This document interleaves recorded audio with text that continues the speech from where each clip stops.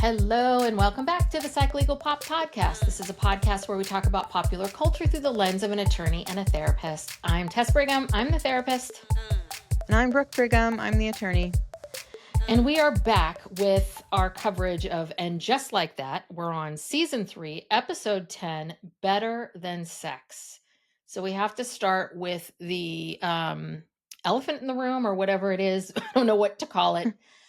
Last Friday, August 1st, we learned that the show is dead. Gone. It is dead. It is dead. It is dead. The woman said it is dead, dead, dead. 3 times. After a special 2-part series now, finale. Yes. Which is, I guess, the next 2 weeks. Which this really puts a damper on things. Yes, it does. To say the least. Very shocking. Well, yes. I initially was very angry because I felt like you people got me back into this and now I'm committed to this heinousness. And then you just rip the rug right out from underneath me. And I think that it's pretty obvious that they canceled the show. I don't think this was the choice of the showrunners of And Just Like That. So it's very obvious that HBO was like, no one's watching this. Everyone's ripping on it and it costs us an arm and a leg. So we're not going to do it anymore. And then Michael Patrick King puts out this statement of, well, we feel like this is a good place to stop. It's like, stop gaslighting me. Stop telling me, like, be honest. Say, we were canceled. We didn't think we were going to get canceled. So this is going to be a little weird. This is a good place to stop when you just started all of these new storylines. Yes. Just this very episode even. I mean... No, it's crazy. That's a lot. This isn't a good place to stop. No, everything is up in the air. We will never find out what's going to happen to a lot of this. Yes. So I have to read you because Vulture did this. I was reading this article in Vulture, which I thought was really good about, and just like that is dead. So they were going through of all the things that I'll miss. Let's see. Okay, so even though the And Just Like That gals occasionally drifted so far from their original characters that they were almost unrecognizable, I enjoyed the regular check-ins with Carrie and co. Oh wait, I'm reading the wrong thing. I'm sorry. I apologize. Okay. So this is all the things that she missed. I'll miss Carrie's hair, which is starting to hit an interesting new stride this season. Wavy, poofy, but not too poofy, casually dramatic. I'll miss Miranda being gay, finally. I'll miss Seema, who is just on the verge of her natural deodorant era. I'll miss the birth of Brady's baby. I'll miss briefly spacing out by accident and then coming to and realizing we're in the bread shop again. What will become of the bread shop in this economy? And then she goes into like talking about how in many ways, Sex and the City is so unique and special to people because she says, I watched the show when I was a teenager. I watched it again in my 20s. I watched it again in my 30s. And it takes on new ideas and life and all of those things. And, and each time it's this feeling of, it's become something new and different for me. I mean, right. That's what good art does, is it every time you see it, it bring, you have another aha moment. So I think for people that are fans of the show, it's really, really hard to kind of stomach, how they're just doing this to these characters. So, and one of the things she talks about how I'll miss how And Just Like That was some kind of degradation kink and never quite copped to. It was strangely obsessed with physically humiliating beloved characters over and over again. It put Aiden in that jacket. It gave Carrie vertigo while her husband had cancer that made him piss himself and stop getting hard. In this last season in particular, Miranda was on some sort of humiliation tear that made me wonder what Cynthia Nixon has done to the writers.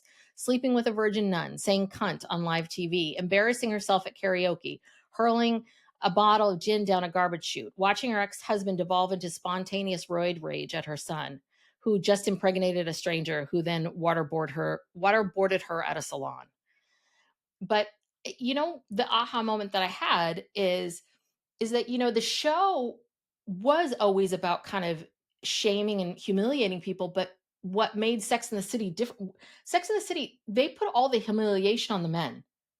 on the men they were dating. They were the weird ones. They Mhm. were the odd ones. They did this, the bad things, the bad kinks, the this, the that, right? Mhm. They were the ones. And so the characters were able to stay beloved because they didn't do these things. So it was like now that all these women aren't dating constantly, it was almost like, oh, who are we going to who do we need to humiliate now? Oh, okay, the main characters. Mhm. Yeah, that's interesting. Yeah, because they had to have the humiliation had to take place inside either a well-established relationship or no relationship. I mean, Mhm. because we start out big dies in the first episode, so Carrie's alone, and she does try to start dating again, and she has some bad experiences. And yeah, I mean, I don't know what to say. It's just hard to imagine. Like, I mean, we can always watch the reruns, but um Are you really I going to watch the reruns of it just like that?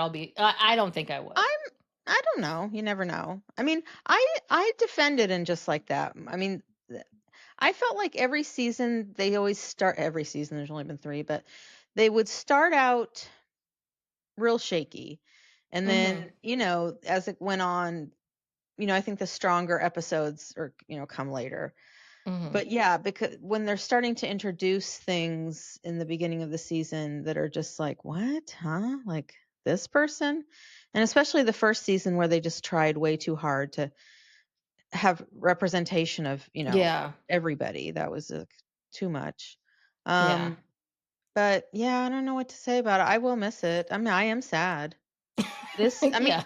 and all the stuff online, all the memes and stuff, it's everyone like, well, I hate this show, but I'm upset that they Yes. canceled it, which is always everybody's attitude. I hate the show, but I'm watching it. I can't stop watching it. Yes, You but know, apparently, I guess not enough people were watching it. I mean, no. I think that a lot of people who I think there were the diehards like us that we're gonna keep going, we're gonna keep watching it no matter what. But there were quite a few, and I would hear this from people that said, "Oh, I watched the first season, I tried to watch the second, and then I just stopped." Mhm. So, I mean, again, it depends on how big of a fan I mean, I guess maybe it doesn't really depend on how big of a fan you are, but um I think they lost a lot of the viewers. And then we were listening because we were driving a couple hours yesterday together, and we were listening to the Writers Room podcast, which I hadn't listened to in a while. And then we started hearing about the extent of time and effort they put into some of the stuff that is so innocuous I didn't on the never show, noticed it. Yeah. stuff that you would never notice or never care about, how much time and money is spent on it. And it's like, well, this is why you were canceled. This Yeah. is why you were canceled. You're spending too much money on crapola that we don't need Yeah, or I mean want. the set design. What was it like towards the end of the show they were talking about the set designers who spent months on trying to make something or recreate something. What was it? I can't remember what it was, Oh but God, I can't even remember what it was. It was someone's bedroom, or was it Adam's house? Adam's apartment? Maybe. well, that was one of their projects. Yeah, like they were the ones that placed like every single piece of Yeah. furniture and decorations in there.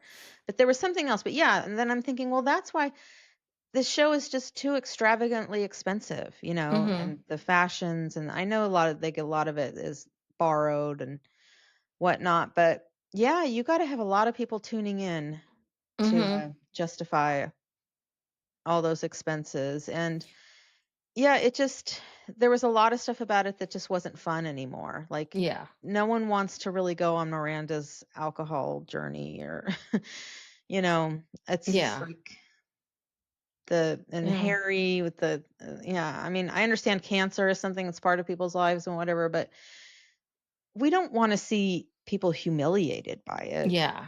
Yeah.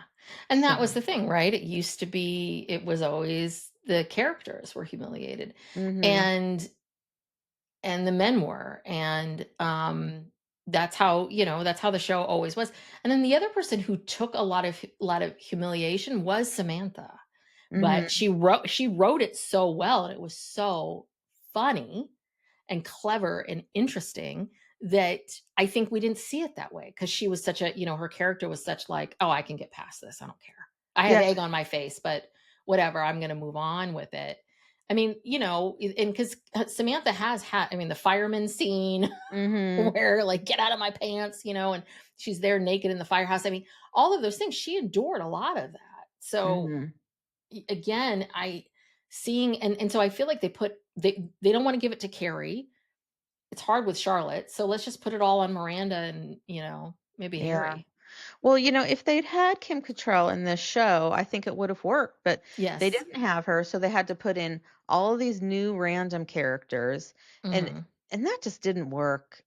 And they finally like narrowed it down to just LTW and Seema, but even then it's like we're just now kind of cracking open Seema just a little Mhm. bit, barely. Yeah. And Yeah. it's not going to occur by the end of, in 2 weeks or whatever. Um, and LTW, we still don't know where that's all going. I Mhm. mean, I don't think they don't have time to do an affair storyline at this point. No. No. It's too late. I don't know how they're going to wrap that up. But yeah, I think it would have survived if they'd had Kim Cattrall. I really do. Oh, yeah. It would have been the same dynamic, and we wouldn't have wasted all this time with all these other ancillary characters that went Mhm. nowhere. Yeah. And Well, and yeah. they introduced too many. I mean, 4 people is a lot for a half hour, 45-minute show, let's say. So then what they did is they really added 4 additional main characters. Che and the 3 women. Mhm. And on Well, top plus of like the that, we co-host, weren't. plus the co-host, the Oh, yeah. podcast co-host, and Yeah, then so I and was all gonna those say people. him, there's Yeah. his life, and then there's also,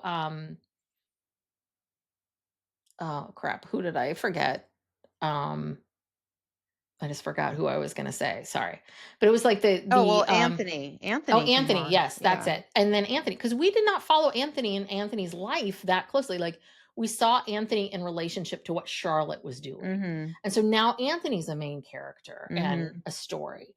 So that's why it felt very chaotic. And yeah, starting a bunch of stories that they couldn't figure out how to write out. And again, we've talked a lot about this, which is writing should be, you see where you take your characters where they go and you figure out how to paint them out of these problems. But Mhm. again, here they just created problems and then stuck a character in and tried to make it work. Yeah, I think, and maybe they got a little bit too ambitious, because I don't think that in Sex in the City they paid this much attention to all these details that they're now paying attention to, that no one else even picks up on. I don't think the audience is even picking up on Hmm. all the symbolism, and we're just watching the characters. I'm not sitting there like, pausing it and looking around the room and Yeah. looking at the furniture, and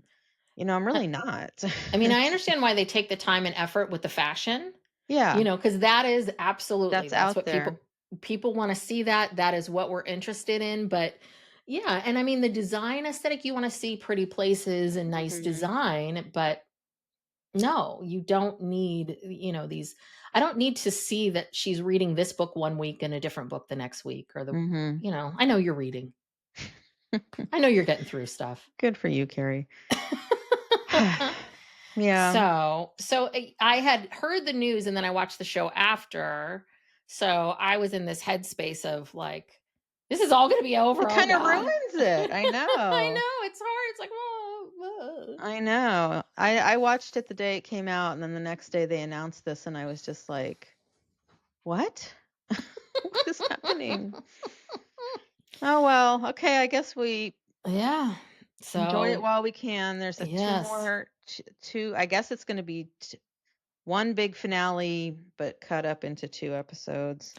But also they've shot all of this. Right, So they've known for a long they've time. known, but that's a thing. It's like, so I also have this, I'm also very aware of, oh, this season's not going to be satisfactory. That's why it pissed me off when Michael Patrick King said, "Oh, I'm going to give you a set. We're going to give you this is a good place to stop." It's like, no, this is all going to be in the middle of nothingness. And I know that there's always this idea when a series ends, like, should you wrap up each character? Should we see, and should the wrap up be positive?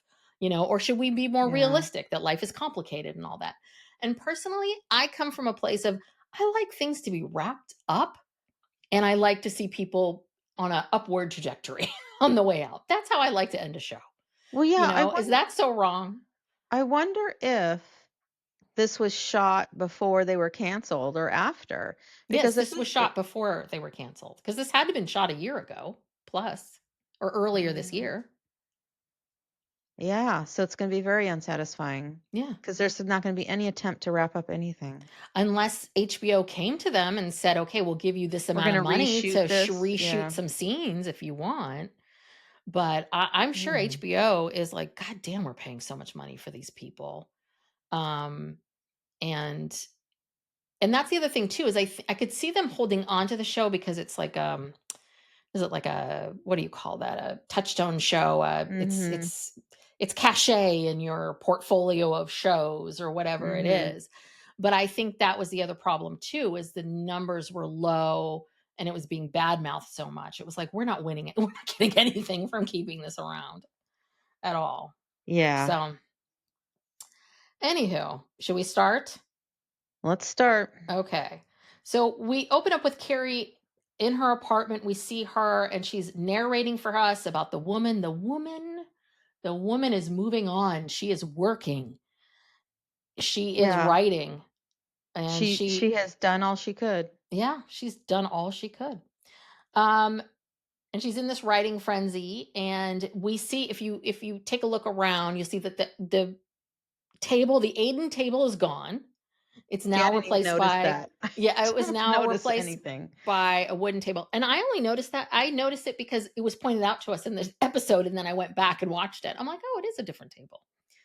Yeah, I So, never but we would have see noticed. we see so it's showing us that time has passed. I mean, to me it feels like it's been a couple months is passed. She's been furnishing the place, she's working on the novel, and Duncan is there and he is just fawning over her work. Fawning. Duncan just loves her writing. Just Well, and he's in her house this time yes. because normally Yes. when they work together, she goes down to his little hovel, but Mhm. now he's in the big house because Aiden's Yes. gone. Yeah. Um Yeah, and he loves this book. He he loves this book. loves this woman. I Yeah, I cannot he's tell you how little I would want to read this book. I do not want to yeah, read about some war torn story. I don't like these period pieces anyway, so I guess it's not made for me. yeah. But God, Well, I and wouldn't want to read this. no, and I think, he wants to get in her pants. He doesn't really care about this story. And this is another thing I didn't notice but was pointed out in the podcast was she has for inspiration, she had a period piece dress Oh, I didn't even notice that the somewhere, second time around. I guess she did. and she had some other things, period pieces, touchstones, to inspire her, and I'm like, you guys are painstakingly doing this and no one's even noticing. Yeah.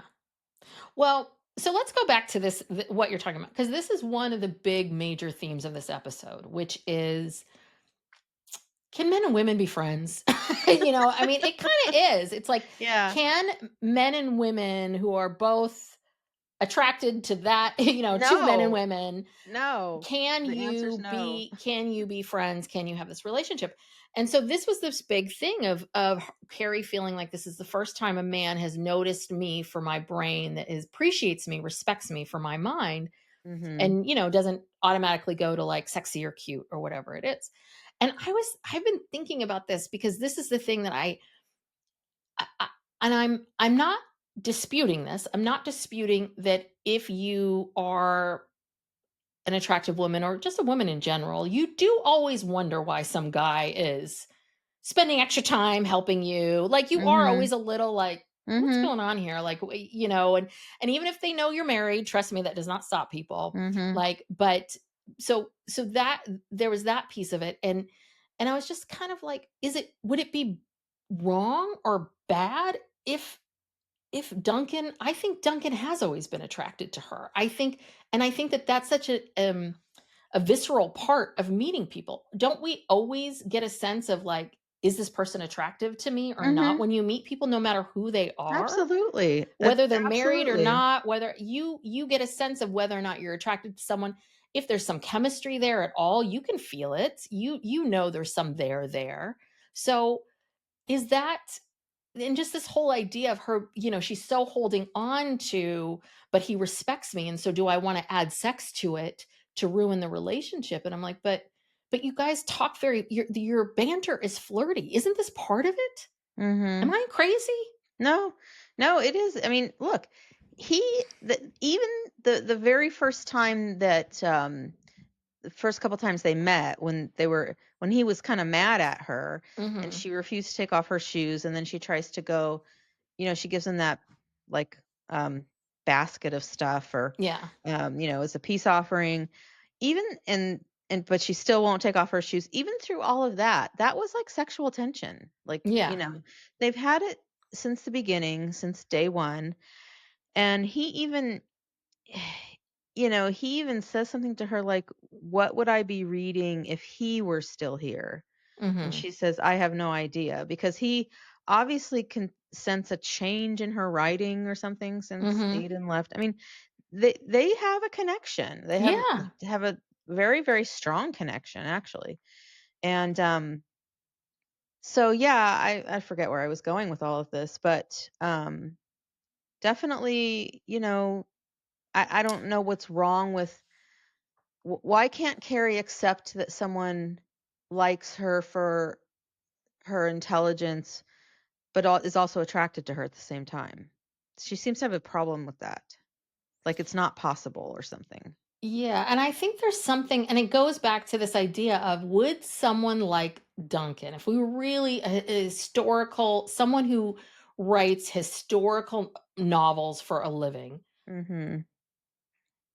700 pages as we hear, would that person give Carrie the time of day or respect her in any way, shape, or form? Respect her writing. Respect her writing and Yeah. see the writing, and that's always been a theme in the first, in Sex and the City, was this idea of, like, I write this column that's next to the penile enlargement, Mhm. like who, and just how special she felt when they wanted her to do a book. And I Mhm. mean, it's, her identity has always been as a writer, but it was much more of someone who was kind of like, pop, more of Yeah. a mainstream. And historical fiction and these historical books that he's writing is so far from, I mean, I think if he did murder mysteries, I think there would be a little bit more of an overlap. Yeah.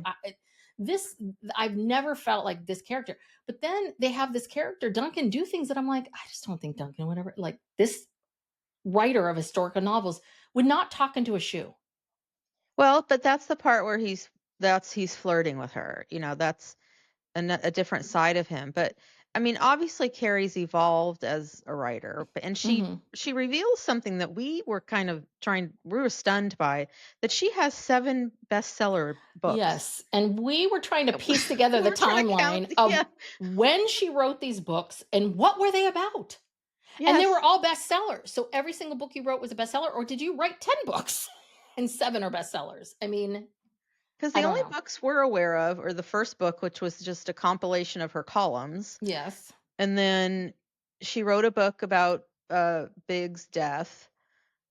We saw her, do that, and was that Yeah. the first season or second season No, yeah, and just like that. of, and just Yeah. like that. And then I don't recall any other books. I don't know when she wrote them. So my theory is it's between the time, it was between all those books.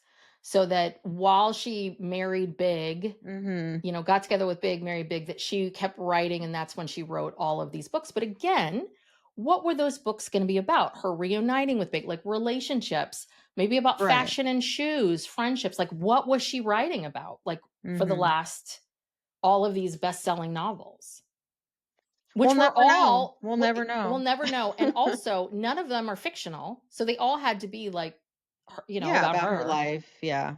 Yeah, you're right. I'm So, sure I'm sure it was. And I don't know. God, this book. Whenever she reads these excerpts, I'm just like, "Oh my oh, god." I want to slam my head against the wall every time I heard the woman. I'm like, I hate this woman. I hate her. She sounds like a Give her real a fucking downer. name, and she is the worst. I can't stand her. Uh, Yes. All okay. right. Well, they're moving We'll be on back to to the them. next scene. Yes. Yeah. So this is a doozy. This is a real Yes. doozy. So we see Miranda and Steve makes his first appearance this season, and Brady are all getting together in Miranda's new place. And Brady has made dinner because I guess he's a cook now. At So, Scout. um, yeah, well, Scout is a bar. I thought, don't they just have like French fries and stuff? I mean, But they like do serve bar food at food. Scout. But then see, this is what I'm confused about. There's Scout the bar that apparently there's a restaurant. But then is the place in Coney Island, is that also called Scout? I have no idea. Okay. I don't So know.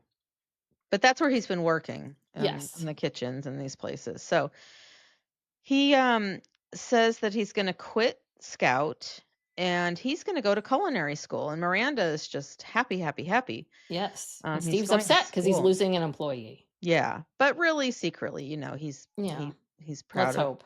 Brady, wants him to go to whatever. So then so then everything takes a real abrupt turn where he says, I have something else to tell you. Hmm. And he tells them that he got a woman pregnant and he doesn't know her last name. They just hooked up a few times. And Hmm. she didn't tell him that she was pregnant. He just happened to run into her on the street near her job and she was visibly pregnant and he asked her about it and she told him. Hmm. Hmm. And then so Steve and Miranda are asking him all these questions and then Steve goes apoplectic. Yes. This I don't know. And I think it was in Vulture they were reading a review like where Steve comes in and does the worst Steve Brady impression ever. Because it did feel like an impression, like the New York accent's a little bit Mhm. deeper, the Miranda, like the I can't Mhm. do accents, but like that it felt like a little bit of a character. And Yeah. really would Steve react this insanely Well, to this is this? this And is the thing. I know it parallels, but Yeah, I mean, granted it happened when Steve was much older. The same thing happened to Steve. I mean, he did know Miranda better, but it's not the end of your life yeah. to get pregnant or get someone else pregnant. And, we were taught, I mean, and all of our grandparents were around this age when, Mhm. they started having children. And, it's not an ideal situation, but I just felt like he shamed Brady. Yeah. He yelled at him and he shamed him. And even Miranda calmed down, quickly and then started asking, well, how far along is she? And so this is happening. Is she giving it up for adoption? Blah, blah, blah. Steve just went off on him Yeah, to you the messed up your point. whole life. Your life is Yeah. over. Yeah, your life Which is over? and so I Come on. understand that Steve is extra sensitive because this feels parallel to what happened to him. But then but you're But so yelling you're at saying that's the worst thing that happened to you is yeah, so when. you're now yelling at your kids saying the presence of you is the worst thing that's ever Right. happened. And it's a Yeah. little bit like, well, that doesn't make sense and that doesn't feel like something Steve would believe or think or any of that. And the other thing too is, if I don't know, I mean, Brady could have kept this information to himself. But Yeah. I was like, yeah, he's telling you. You don't even think about the fact that he's telling you, God, he's telling Right. you out of because he wants to be honest with you. And He doesn't want you remember learning of this on your own. remember when Miranda got pregnant, Steve was working at a bar. Okay, Hmm. he didn't have any money. Yeah. He was kind Well, of an almost. he had opened the bar with Aiden. No, that was much later.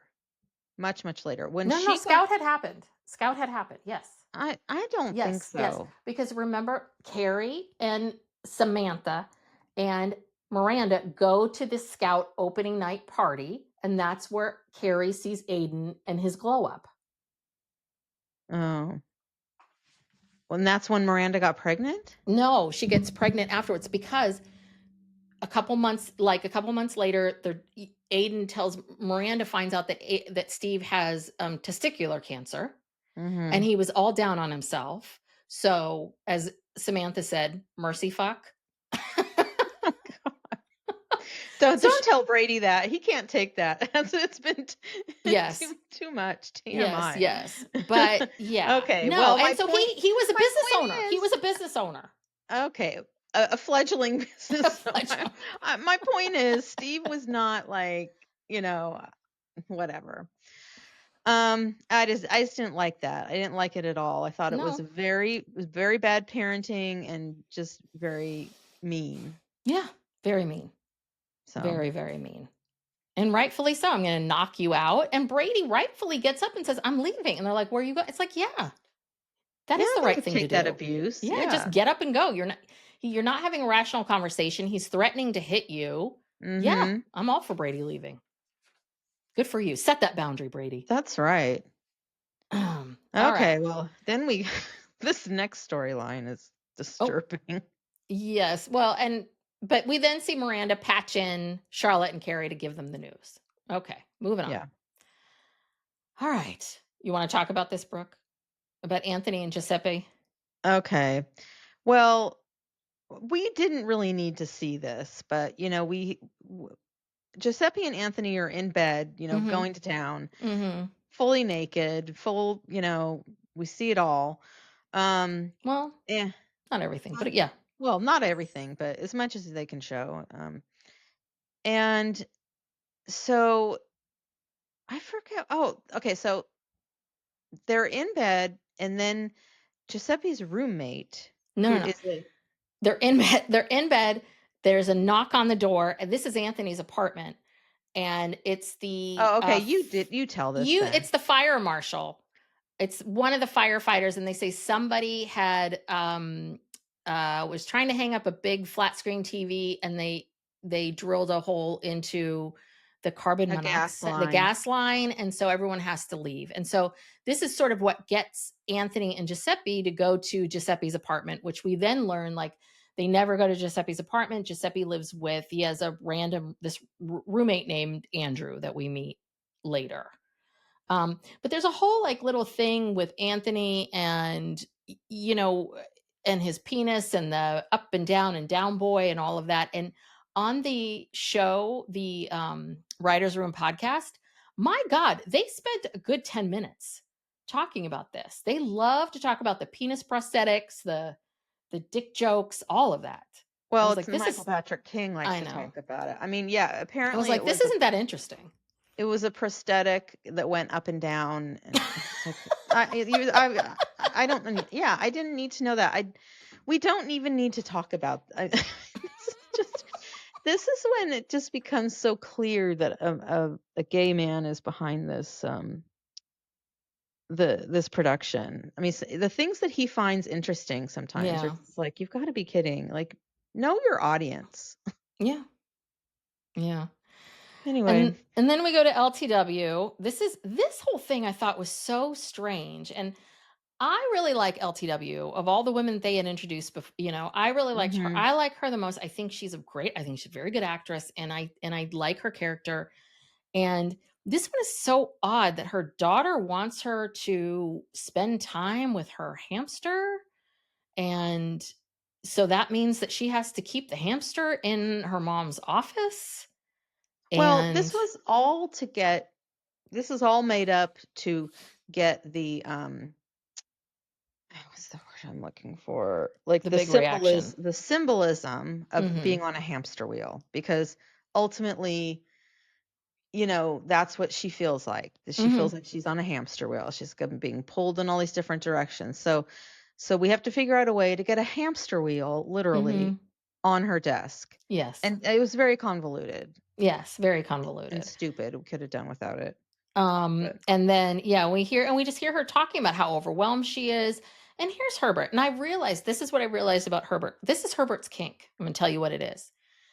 His kink is he wants to have sex with his wife right before they're going to leave the house when they're all ready. mhm. ready. This is the kink. We're all dressed and ready to go. We've got the keys in our hands. We're going to do it now and then be late to our thing. And then everyone Yep. will know. And then we'll secretly know. I swear to God, I think this is his kink. This has I'm happened before. Yeah. This is Herbert's kink. This is what he wants. He wants to be late to things for sex. Well, at least he's finally in a good mood this Yeah. week. Oh Like he's God. not he's not cranky reasonable. anymore. Um, yeah, because the election's in a couple days, and Mhm. Herbert's mother, who's just, a She's a delight, goddamn nightmare. is I coming don't to no one town. can. I mean, is anyone that one note every time? She's awful. God. Yeah. Okay. Um, anyway, so yes, and then we go back to Giuseppe's apartment and we meet his roommate. And Anthony's suspicious of this older guy, Andrew, who Giuseppe says is asexual. And Andrew's art is he likes to make puppets and show the entertainment at He's a Strawberry Fields. puppeteer. He's He's a a puppeteer. puppeteer. And as we learned from the show, Uh, from the and just like that writers room podcast, guess who loves puppets? Guess who is a puppeteer at heart?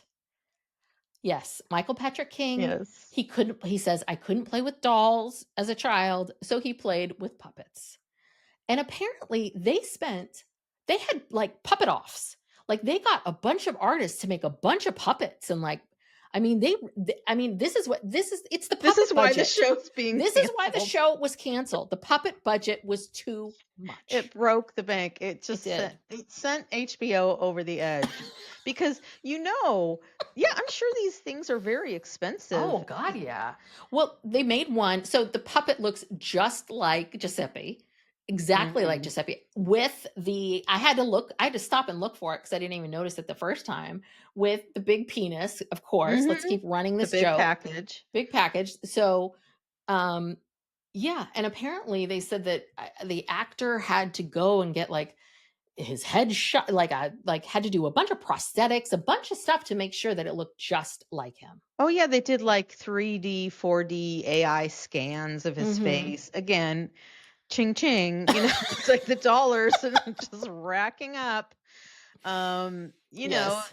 oh my God. Yeah, he talked about that puppet for like 10 minutes and his love of Oh, puppets, yes, yes. all So of it. it's puppets. Puppets brought down the Sex and the City franchise, people. Puppets. Yeah. And I think, are they having sex again? I can't remember No, what. it's like the next morning because the guy kind of like walked into their bedroom. And I think Yeah. Anthony wasn't quite sure who he lived with and didn't like who his roommates were. And he's like, wait a minute, you have this very old, your roommate's like in his 60s, 70s. Yeah. This isn't who I expected. And of course, Anthony's always worried that Giuseppe's going off, running off and having sex with someone else. So he's assuming that this guy Andrew is secretly in love with Giuseppe, which we find out he is. But Yeah, because he said he Giuseppe keeps assuring him, "Oh, he's asexual. He's mhm. asexual." It's like, well, that's not. I mean, that's the least of your problems. But like, so then Anthony says, "Well, how would you like to move in with someone who is sexual?" And he says, "Well, eventually I do, but let's take it slow." And he's like, "I have to go pee." And so he gets up to go to the bathroom. And he walks past Andrew's room and his door is wide open. Yes, that was the other thing He too. wanted to get caught. He Okay, that's wanted your to get theory. caught. My theory is he was so overwhelmed by the puppet that he forgot to shut the door. No, I think he wanted to get caught because this Oh. this old man he's now naked sitting in a chair No, no, no. He was naked masturbating from to the the waist down. puppet. He's wearing a wife beater tank top. It's real hot. Okay. Well, close It's enough. real hot. Yeah, it's like uh just really disgusting, and Giuseppe sees this and he goes back and tells Anthony, "Maybe I will move in." Yes. So this is how we got the two of them to move in together. Okay, Yeah. great. God, what a torturous way to get to that point. I mean, this is how you so on your storyboard, you're like Giuseppe and and No, Anthony but are hold on, going hold to on. be But are going to move in together. How do we get them there? and Michael Patrick King's like, oh, puppets. Puppets. Yeah. I can finally bring the puppets. The puppets. But the other thing too is as we learn from Giuseppe's mom, Gina, the way she's what she was it seemed a bit like she was saying that she's been financially supporting Giuseppe's life in New York City being an artist. And I'm like, Mhm. so I was thinking a better apartment than this. It was just I was like, okay. Well, It's he all probably wants to, he's a poet and he wants to live the poet's life, which is, Yes, I'm gonna live in this cheap apartment and I'm with this so broke strange I have to guy. have a roommate even though I'm Yeah. really not broke. So yeah. Yes. All right. That was disturbing. And then yet again, Charlotte, they don't know because Charlotte's too normal or something. I don't know. Like Charlotte's got it all two together, but we get Charlotte who is won an energy healing session from Rhonda Portante, and they were so thrilled with this name, Rhonda Portante. They feel like they really broke Yeah. something. They were so proud of it. Yeah. But she's doing all these renovations on the apartment, and we see this, it's she's trying to sit down and have this energy healing session, and the Rhonda won't turn her camera on and is very disconcerting. And then all of a sudden Rock starts because the only place that Rock can practice tap dancing for the play, Thoroughly Modern Millie, which is this going to be the ending of the show, is going to be the third. Oh, everyone goes to the Yes, show. goes Yeah. to the show that Could Henry and be. Rock are in. Could So be. yes, so we see that Charlotte can't has no peace in her house, and that's Yeah, kind of it. she has well, so then eventually we can just close this one Yeah. out probably. So she has to go to Carrie's house. That's the only Yes. quiet place. And so Rhonda the whole time I guess is letting the timer run cuz she's only Yes. 50 minutes. We only have 50 minutes. Mhm. So she gets to Carrie's house, finds a quiet room, gets on, and again Rhonda is just being a bitch. And then Charlotte breaks down and starts crying and she's just gone through her husband's gone through cancer and she's just, she's like having a cathartic moment where Yeah. she's letting it all out, all the stuff she's had to be so strong and whatever. And then finally Rhonda turns on her camera. Well, I think it was that Rhonda didn't I think Rhonda was annoyed that she was having to do this, and that I guess in her mind she felt like Charlotte was just some spoiled Park Avenue wife who was, cuz Mhm. she was talking about changing the wallpaper in her house and all my kids in a play, and it wasn't until she actually told her like this is really who I am and what's going on in my life that Rhonda gave her a break, which is nice. I'm glad. Get that Yeah. energy healing. Okay, so this is then we go to Seema goes to Adam's apartment, which is very, very nice. And I guess these are real apartments in Greenwich Village that are for subsidized for artists. And so his mom started living there, what, like 20 years earlier, something like that. And so he's got this very nice apartment in Greenwich Village. Like it looks like the top floor with a loft and all that for $900 a month. Well, and it's got floor to ceiling windows with a view of Yeah. Manhattan. I mean, it's gorgeous. Stunning. So Yeah. never Yeah, leave. Seema, she's like, "Tell me how much this is," and he doesn't want to tell her. And when he tells her it's $900 a month, she's like, "You motherfucker," or something like that. Yeah. Um, but yeah, like he mentions that his mother died when, well, they moved in when he was 10. His mother died of cancer when he was 20, Mhm. and this apartment is kind of a shrine to her because it's all of her art.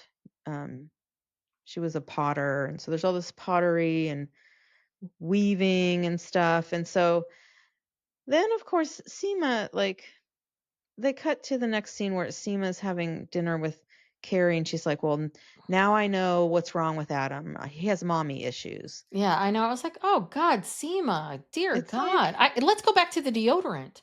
I mean, yeah.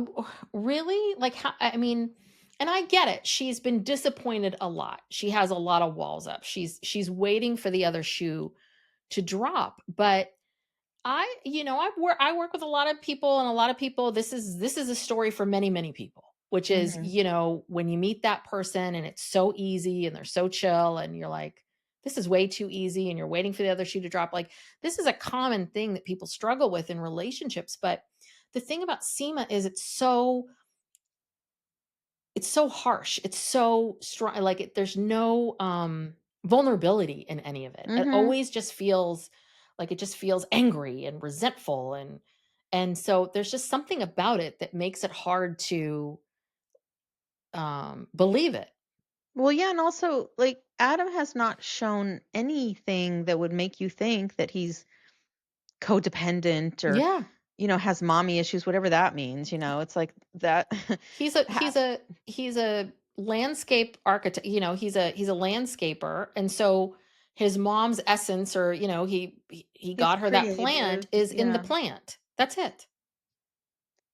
Yeah, no, she's just very, walls up. Yes. Walls are up.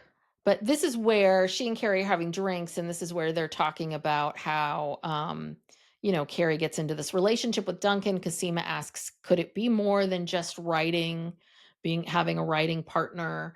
And Carrie's, and I get what Carrie's saying in this moment, which is, should it be? Because yeah, it could, if you stay where you are now, it's flirty, fun, you're writing partners. Yeah, I mean, if you start having, you sleep with them, you don't know what's going to happen. So you don't know how that's going to shift or change the relationship. So I understand her hesitance to want to start this up, and she just ended things with Aiden, all of those things. But I don't know, this is where she gets into that whole thing about, like, no one's ever seen her, that he sees her meanness, Mhm. respects her Well, thoughts. another thing that, we're ignoring here is that he's eventually going back to England. I didn't know it was going to be so soon, but Mhm. yeah, he's been there a while. It's been several months and he's allegedly there 6 months out of the year to write. And so he's going to be going home soon, Mhm. but that never comes Well, up. and that's a theory, which is, this is why Carrie's willing to entertain this, because he's going to leave He's soon. not available, He's really not truly. available, or this. And that's the other thing too, is really what you're saying is, are you going to have goodbye sex? Like, that's really what you're talking about, because I don't Right. think you can't ruin the relationship if he's leaving in a couple days. Right. Anyway, so then we see Miranda, she's going to meet Mia, and in typical um sitcom fashion, she's not going to tell Mia who she is. She is going to scout out all of this Well, also, undercover. how did she Brady never said the name of the salon that she worked at. He just said he ran into her on the street outside of the salon where she worked. And I get somehow Miranda has tracked down the salon. No, I thought that too, and then I was like, well, you know what? She might have had a follow up conversation with him and been like, "What salon? What street?" I don't know. But she didn't even find. She didn't call to find out if Mia worked, like, was there even there that day. No, she just So walking in like she's a walk in. yeah, Like that happens at a nice salon. walk-in. It's not Supercuts. Yeah. And so yeah, and this is where they find out that Mia's not a hairdresser. She's actually a shampoo girl, but she's working on her health app. And so Mia's interesting because, they made that in the writers' room, they were saying they wanted to make Mia tough. They wanted her to be strong enough to stand up to Miranda. Mhm. But they also just made her kind of not very appealing, Kind of weird. kind Yeah. of odd. I mean, so Miranda's asking her about the baby and what's going on, and she's like, "Oh, I wasn't going to keep the baby. Then I found out the baby's going to be a double Libra, so that's a vibe." Um, it- it- and then she keeps asking questions about, how do you know this is the father? And then Mia pieces it together that Mhm. something's going on, and then Miranda tells her the truth, and then she sprays her in her face and waterboards her. Um, which Not not literally. literally, but like She just sprays her in the face with the So, and then Miranda tries to defend her actions. She's like, "I'm sorry. I just wanted to meet you. I wanted to see if we could be in your life." And what did she say? This one hurt. I felt like she's like, "So that we can support this little boy or girl that you're having." And so Mia looks at her and goes, "Ah, you're so binary," and stomps off. I'm like, okay, us Gen Xers are struggling. Like, give me a break. Okay. It's just, Yeah. I don't know if yeah. Do we want Mia in our lives? Not really I sure. don't know. Yeah, Mia's something. and apparently she was drinking a Red Bull. I didn't know chalk Yeah, that, but I they did kind of notice were that. making her. So that's the thing. They're kind of making her a little flaky, a little, Mhm. a little. She's Oh, really contradicting flaky. herself and And all of yet this, and so and yeah, she's young like Brady. We're not expecting her to be completely mature about everything, but it just felt a little like, okay, this is a person you want her to. Okay, I don't know. well, I think they're clearly trying to make her like the complete opposite of Miranda. Yes.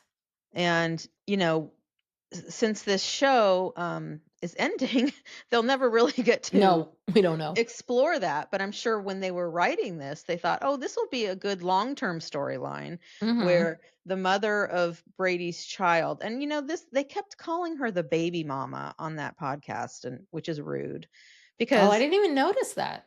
it does, yeah, Interesting. it's a very derogatory term.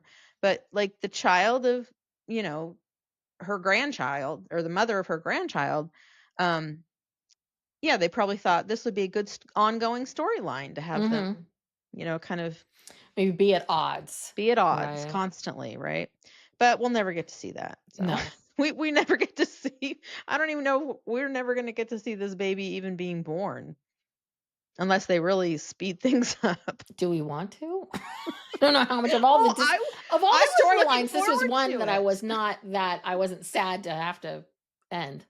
Oh, you don't want to I just see I don't like Brady? Brady. I like him better now, but I don't know. That first season with Brady, he was Oh, so he was awful, awful. but he's been nice. Like this whole Yeah, and he's grown up, and I he's like grown that. up. He's For 20 and I now. Which I appreciate. I feel like the writers actually got that right, of like Mhm. where you meet kids. Yeah, that felt like an actual real thing. But I don't know, just something about him. I don't know.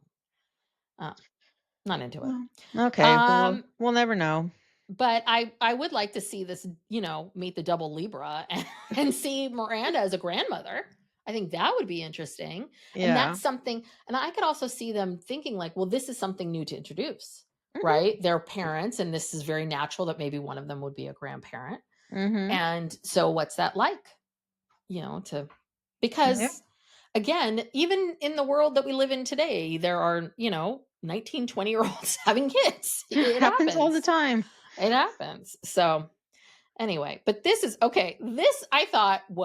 This made me laugh so hard. So we're back at Carrie's house. Duncan's downstairs waiting for Carrie. Carrie is upstairs. I can't even say it. They can't continue with their writing session because she has to print out the pages out of her printer. Yeah, And I'm like, this is this is so Gen X. so old person. I So know. old. Old, old, old. I cannot if I was any younger than I am today, the millennials out there, are you pulling your hair out? Because that must be Yeah. the printer. Yeah, I mean, I don't print as much as I used to, but I still like to print stuff out. I like to hold it, and I do. because it also reminds me that it exists. Sometimes I Yeah, forget it's that true. things exist when they're in a Yeah. hard drive. It's like I need to see this to remind myself. Yes. And Anyway. I too print things out. We have a printer, and I do print things out when I have Mhm. to give a talk. I have to have the physical paper in front of me. Mhm. Yes. But it just made me laugh so hard because they've been going back and forth working on this. It's like, have you been printing out pages Oh, this whole yes. this whole time for Remember this whole thing? when Aiden went downstairs and they were sitting at the table and they had Oh all yeah, the they had papers. That's paper spread right. out and they're like making notes on them and Mhm. handing them back and forth. Oh yeah, these are tactile people. Yeah. Well, and so what I thought was, but on the writers room podcast, there is a much younger writer who's been writing for this season. I think her name's Rachel, and she's been on the podcast a few times.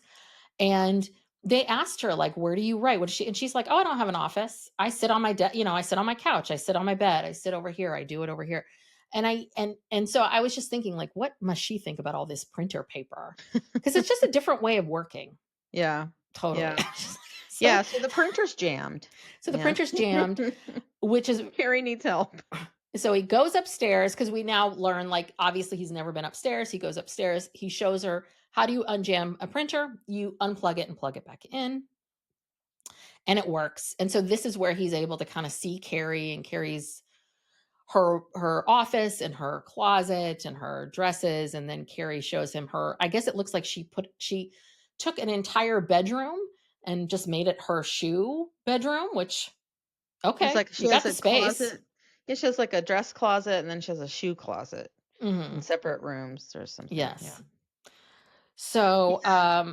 yes, and then this is where he talks into a shoe and asks her if she would go to a publishing party with him on Tuesday. And she's very resistant, but she says yes because he's going to pay her apparently. Yeah. Okay. So now the two of them now they're going out on a date Now they have a essentially. quasi date. Yeah. Yes. Um and then this is when they go into this, so this is LTW. Of course, we saw this coming, right? That Gabby was then going to let the rodent was going to get the rodent was going to get free.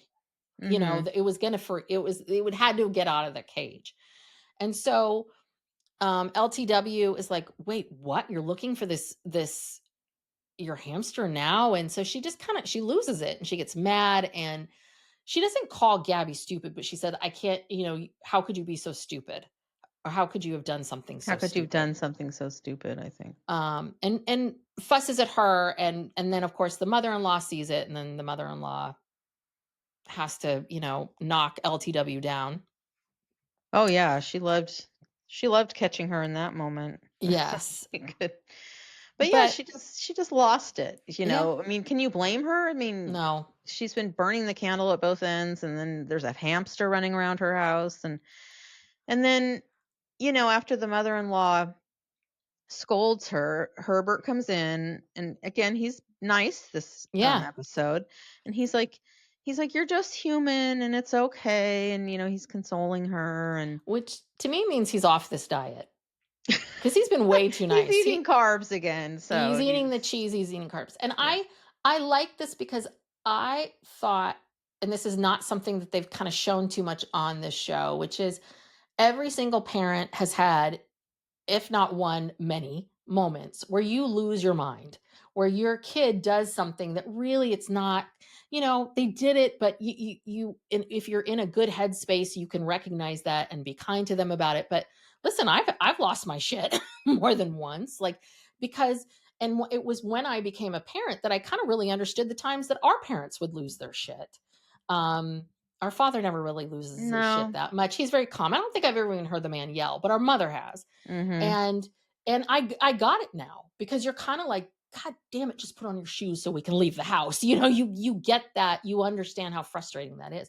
And so I thought that was interesting that they did that and had her do that. I just kind of felt like it felt very rushed. The story felt rushed to me because now Herbert's nice. So Herbert has to be the good guy and it's okay. And we're right. I don't know. I just feel like the Herbert we've seen the last couple Yeah, it episodes it was isn't like this Herbert. yeah, it Weird. there was no through line there. It Yeah. was like this, okay, he's happy today. Maybe because is this the election night or was that later? Um, I think that's like another night. But the other part of it too is it doesn't move the story along in terms of like her saying, I'm the hamster on the wheel. I need help, Right, Herbert. I right. need help. Help me. Or not even like I need to change something or this needs to change or anything. It's like it's almost kind of like she freaks out. You got a lot going on. Okay, let's keep moving. Let's move this story. Yeah, they I should don't have know. tied the whole hamster wheel thing in there, but they didn't. Yeah. Just kind of left it hanging there. But We're like, we'll deal with this in season 4. We'll wrap this up then. they were probably planning for her nervous breakdown to be in season 4, but now we'll Episode never see 1. it. Yes, now we'll never see it. We'll just have to imagine it. Yes, yes. So I don't. Do you want to finish those two? I Oh mean, yeah. So the next and I was reading someone's review of this of like the next scene we see is the whole family getting ready to go to the to the election night because he's running for comptroller and they're all excited and Wexley's always win and blah blah blah. And and he's up then 5 points in the he's up polls. 5 points outside of the margin of error. This is a shoe in, and the elevator closes, and then the elevator door opens, and he lost. And it's this whole thing about him losing. Of course, the mother is, Ugh, again, she's awful. awful. I just don't believe anybody's this awful all the time. Like, Yeah. there's got to be moments in between. Yeah, she's basically like, "I can't believe you lost. I can't believe you would enter this race if you didn't know that for sure that you could win." Well, how can you ever know for sure you're gonna win anything? That's just the dumbest thing to say, Yeah. And and I thought your not whole thing was helpful. like Wexleys are strong. Wexleys can, do anything. It's like that kind of goes against, huh? So the other thing too is I think that what the writers were trying to do is show this sort of circular thing of then LTW saying to Herbert, "You're human. It's okay," Yeah. because he's blaming himself. And it's like, so is this supposed to be a parallel to what he was saying to her? Like, everything's okay. You're a human. You're a parent. It's like, first off, we have been hearing about this goddamn comp control election for 3 seasons now. I think this started season 1. I really do. Yeah, it's been a So, long election. and so you motherfuckers can't give us an election party. You can't give us anything. You can't. And so that felt like, oh crap. Oh crap. Herbert's running for office. Oh no. Mhm. We can't possibly have him win. So how are we going to get him to lose? And it was just a lot. And again, what's their story? Like, what is the story? It's the story of this woman who is overextended and no one sees that she's drowning, or is it about the humanness of both you? I don't. It just makes no sense. Yeah. Anyway, No, it doesn't. Um,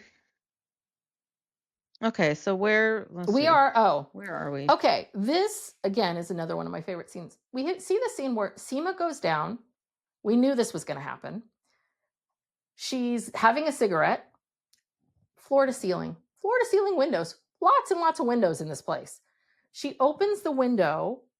I guess this is the only one that opens, that is right in front of Adam's mother's plant where her soul or essence is living inside of. And she lights the cigarette. I thought she was going to burn it. I thought she was going to burn the Yeah. plant, but she doesn't. And I see her smoking. And then I'm sorry for those who are listening, but this is, thank God we're on YouTube now. I'm going to show you exactly what happened. Okay. So she smokes, she lights the cigarette. That's it. She thrust her body over Yeah, how did towards she the just plant to fall knock like it down. that? Nothing. It would be one thing, like have a fly or a bug come in and then you whack it down. I mean, there's different ways of doing it, but literally she was just standing there and then all of a sudden she falls over. Sorry. For those of you listening, you missed my physical comedy. This is why you need to subscribe on YouTube. That's right. To get these To watch me. riveting moments, I know. reenactments. I'm a little sweaty. Oh, I've worked out. Okay. But yes. Yeah, so she's mortified, and I guess then she's not returning his calls. She feels terrible, and then he shows up at her office. Yeah, and you know what? I'm sorry, but I did watch that scene again, and I'm with you now. This office, you're right. It does look like a WeWork. Yeah, there's other people randos working in there that she's not speaking to. I'm like, did those people? Because yeah, we see one desk where her assistant is. There's no. It's all these built-in desks, and there's nothing on the walls. There's nothing. Yeah. I'm like, I think she is in a WeWork. Yeah, she's in a WeWork, and yeah. So Adam, of course, shows up and was like, "Why aren't you returning my calls?" She's like, "I killed your mother." He's like, "No, cancer killed my mother. It's all good." Yeah, he salvaged, some cuttings or pieces from the plant, and he replanted them, and it will grow again. It's a circle of life, Yes, yes, Seema. It's the Susan, circle of life. Adam is so sweet. I mean, I hope they don't do him dirty in the finale. Well, thank God there's only 2 episodes left. Right. Maybe they can spare poor Adam. Yeah. I bet you know what the dirtiest thing she could do is convince him to move out of that apartment. Tricks, yeah. Trick him like Aiden and Carrie. Right. Tricks him, and then he loses the $900 month. I don't think Adam would fall for that. Or He'll make her. she tries to get into that apartment. I don't know. I don't know. Yeah. Anyway, Oh she god. has all this money now. We have no idea what it is. And I swear, I think they probably had plans to build her a beautiful office, but they were like, the puppet budget is out of control.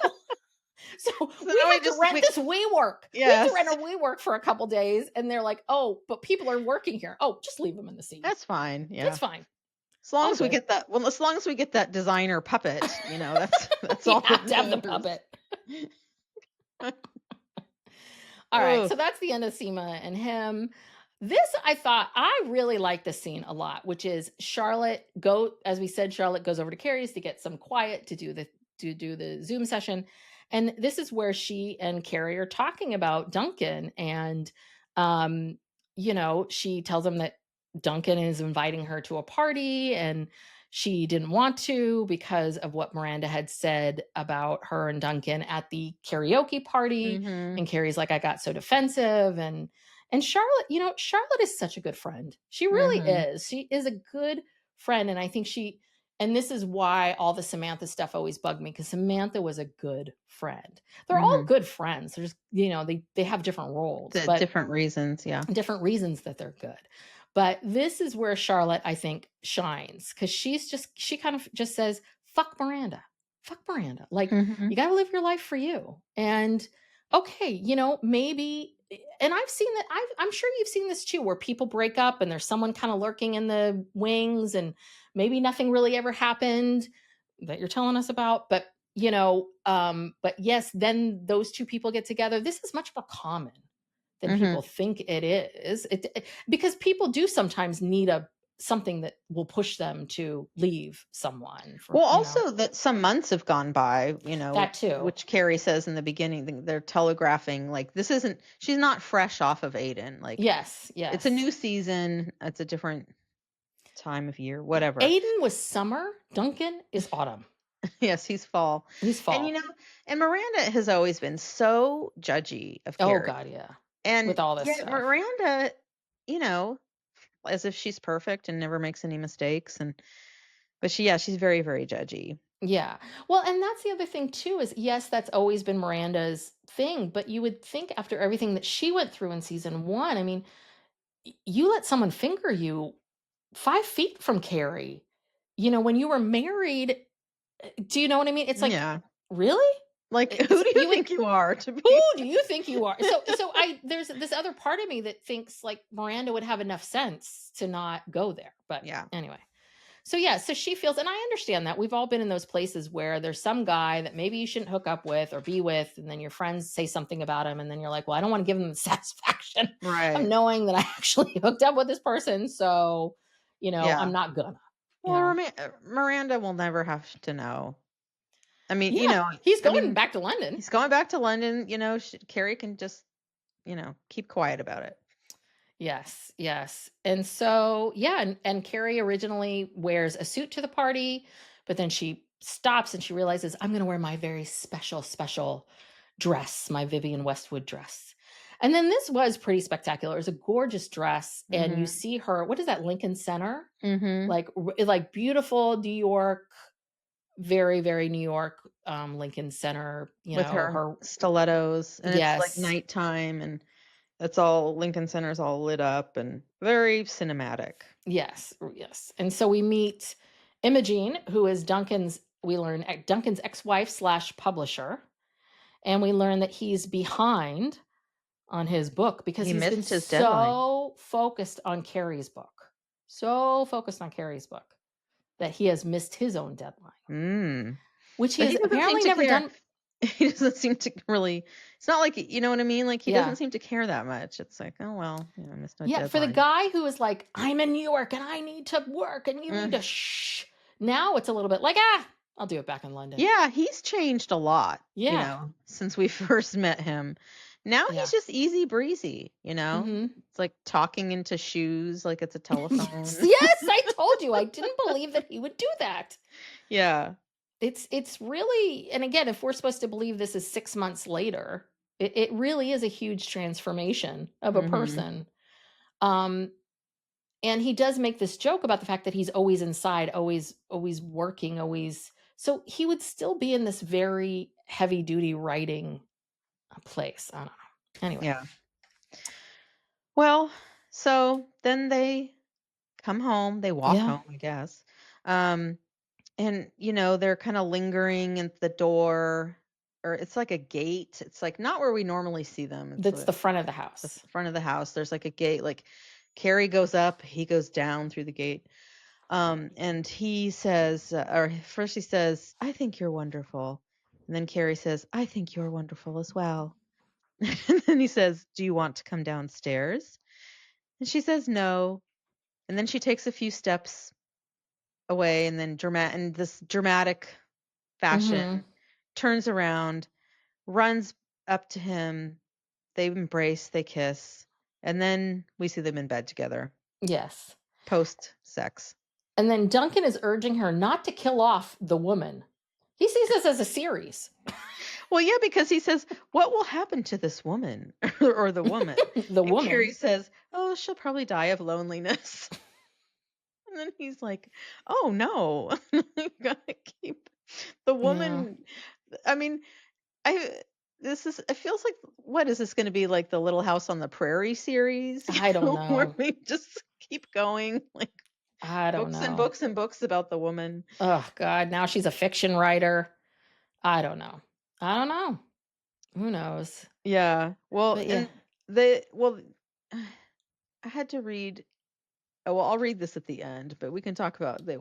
Well, I mean, we're it's pretty this much is the it. This last. is pretty much nothing else. I mean, we see him, they kind of fade out of this, and then we know he leaves, and we see a scene of Carrie in the back garden, staring at the autumn leaves, thinking about her time with Duncan.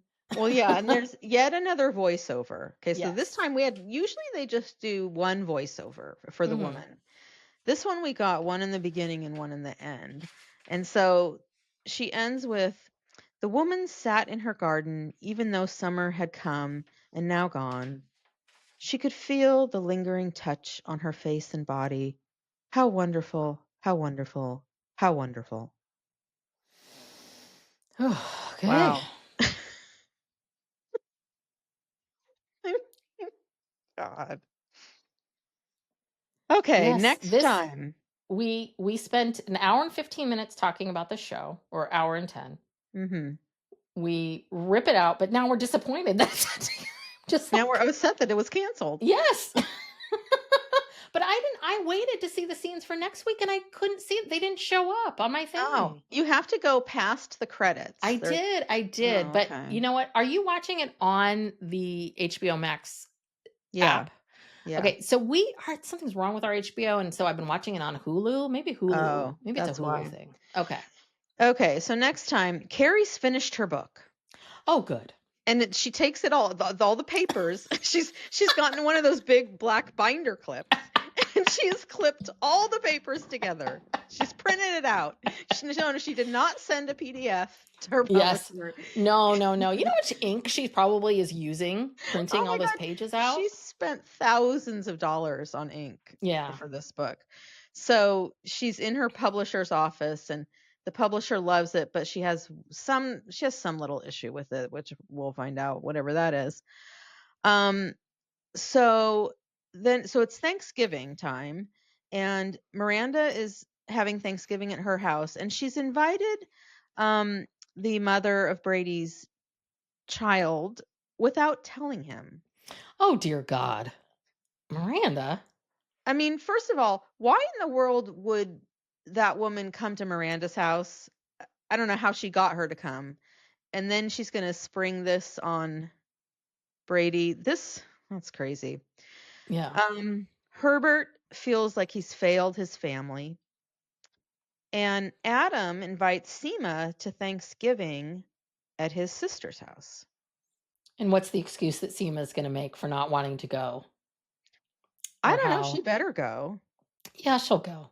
She'll She'll go. But she'll be she'll, mad about it or upset or feel like it's the end, something's going to go wrong, and she'll go and she'll, it'll all be great. Yeah, I mean, hopefully she'll go and she'll see that, he has this nice relationship with his sister. He does not have mommy issues, and that she would be a fool to let this nice guy go. If she doesn't Mhm. want to date him, I'll date him. Yeah, he's cute. I like He's him. growing on me Yeah, I like like a him a plant. lot. And yeah, and that's that.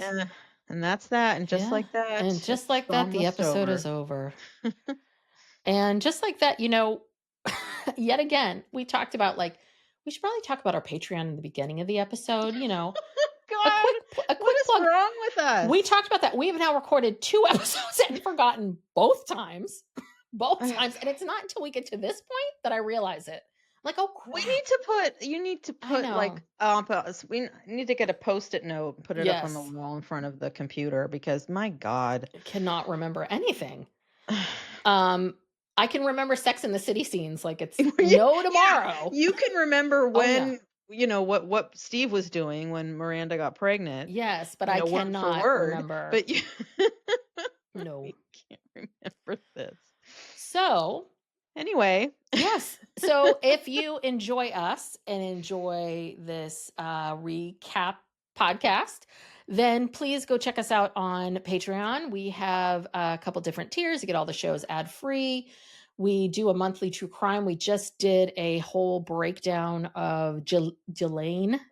No, wait. Ghislaine, Ghislaine. Sorry. Ghislaine Ghislaine. Maxwell.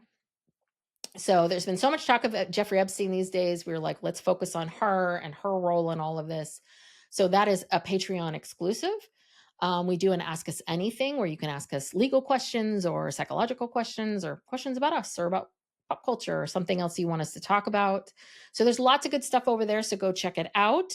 There's other ways to support us. You can leave us a 5-star rating and review. You can subscribe to the podcast. You can follow us on social media. You can come over and subscribe on YouTube. All good stuff. And yeah. Yeah, and this week, on our Thursday show, we're covering what I think was a very interesting documentary. It's called Trophy Wife: Murder on Safari. Yes, yes.